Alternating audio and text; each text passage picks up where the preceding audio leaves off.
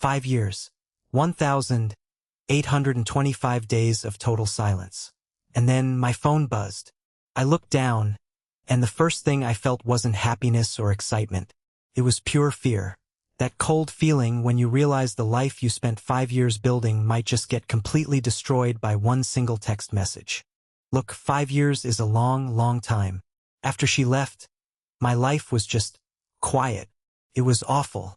I had to learn how to be a person again by myself. It was ugly, it was hard, and it took forever. Our breakup wasn't some big, explosive fight. It was way worse. It was quiet. We just sat there and agreed it was over. That silence was louder than any screaming match could ever be. And after that, nothing. 5 straight years of radio silence. In that time, I built a new life. I got new friends, found new hobbies, and I was actually happy. I fought hard for okay, and I had finally won. And then it happened. On a random Tuesday night, I was doing the most normal thing in the world, chopping onions for dinner. My phone buzzed on the counter. I figured it was my buddy or a work thing. It wasn't. It was her name. Everything just stopped. The knife felt like it weighed 1,000 pounds. The fan over the stove just faded into nothing. It was just her name on my screen, like a ghost popping up in my kitchen. My heart started pounding like crazy. For a solid minute, I just stared at the phone. I didn't even read the message. Then, with a hand that was literally shaking, I unlocked it. The text was simple. Hey, I know it's been a while, but I was thinking about you. A while. 5 years. She called 5 years a while. I almost laughed. But then, like a movie montage, my brain started flashing all the good memories. Her laugh, the way she stole my hoodies, lazy Sunday mornings. Just for a second, I felt that warmth again. And this tiny, dangerous voice in my head whispered, maybe. Then, reality hit me like a truck. The fights, the crying, the reasons we didn't work, the soul-crushing loneliness after she was gone. Before I could even think about replying, I had to stop. I asked myself 3 questions, right there in the middle of my kitchen. First, why now? Is she lonely? Bored? Is she just feeling a little nostalgic on a Tuesday night and decided to light a stick of dynamite in my life to feel better? You hear about this all the time, right? People get lonely, they miss the past, and they reach out. But it felt so selfish.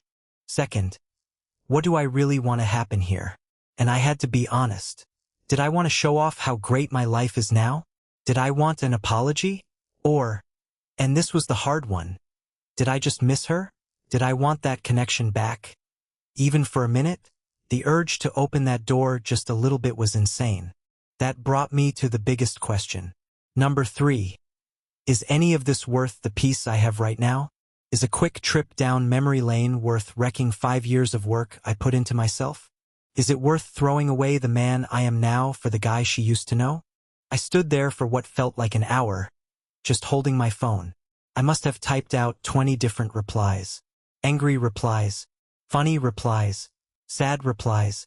I even typed, I miss you too, and I deleted every single one. Why? Because every single one of those drafts was an invitation to let her walk back into a life she chose to walk out of. They were all a betrayal of the one promise I made to myself. I will always move forward. So I made my choice.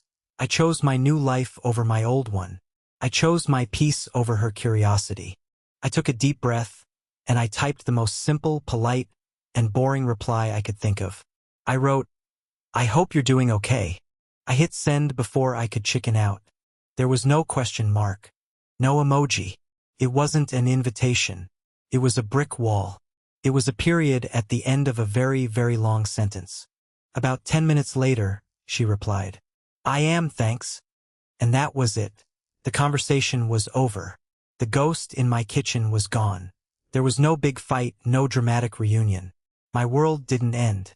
And for the first time all night, my heart stopped trying to beat its way out of my chest. And that's the real takeaway here. Healing isn't about building a fortress around yourself. It's about being strong enough that when the past comes knocking, it doesn't have the power to knock you over anymore. Closure is not something your ex can give you. It's something you give yourself when you finally decide that your peace is way more important than their memory. Every breakup is different, and that was just my story. I know every single one of you has a story of your own. So I have to ask, what would you have done? The comment section is all yours, and I love reading about your experiences. Let me know down below, because we can all learn something from each other. And if you want more stuff about navigating relationships and life, make sure you're subscribed. Thanks for watching.